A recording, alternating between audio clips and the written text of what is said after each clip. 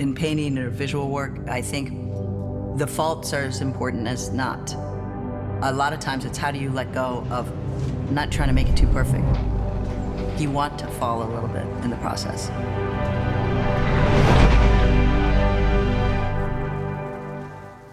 I don't have an idea of what the painting will look like when I first started. Sometimes I spent up to a year or more looking at a canvas, and then other times it can be immediate. It's all about getting into a zone of getting the brain out of the way of creating. You know, I'm interested in the kind of subjective readings of these paintings. They're intentionally abstract. You know, individuals get to experience these from their perspective and from their life experience. And if they spend enough time with the painting, things will happen, like paintings shift.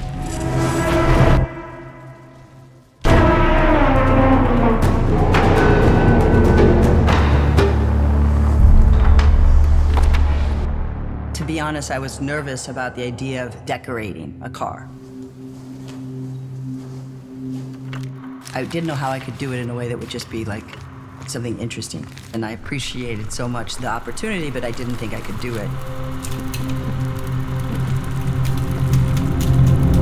The minute the vehicle became something that was taken out of the imagination, like it's already gonna start racing. I went to see it race, the drivers, visit the pit crew, all of that.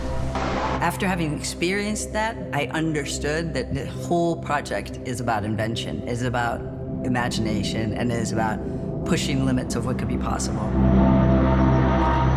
And when I was back in the studio, I had the model of the car, and it's just sitting in front of this painting, and I thought, what would happen if the car seemed to just go through that painting and become affected by it?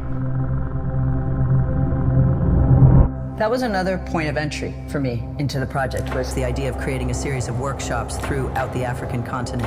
And it will focus on studying media and creating films out of this.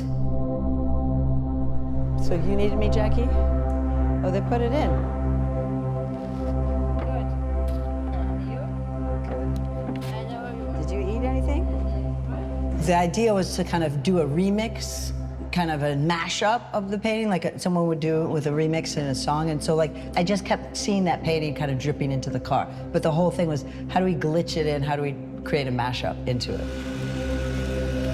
There are marks that are in the car that aren't in this painting. There are shapes that are in the car that aren't in this painting. Even the kidneys of the car have actually inhaled the painting. It feels to me like it's been through something. So it has the past and the future embedded in it. I wanted the car to have something that felt glitchy, so that when it was in motion, it seemed like a blur.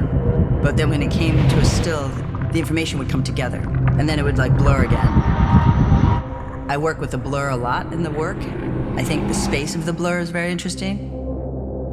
This space of like unknowing, kind of questioning where we are. I don't think of this car as something that you would exhibit. I'm thinking of the car as something that will race in Le Mans.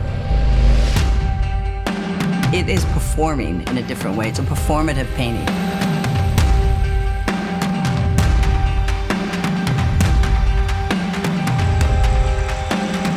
And then the final art car wouldn't be what it started with. It would be what it ended with.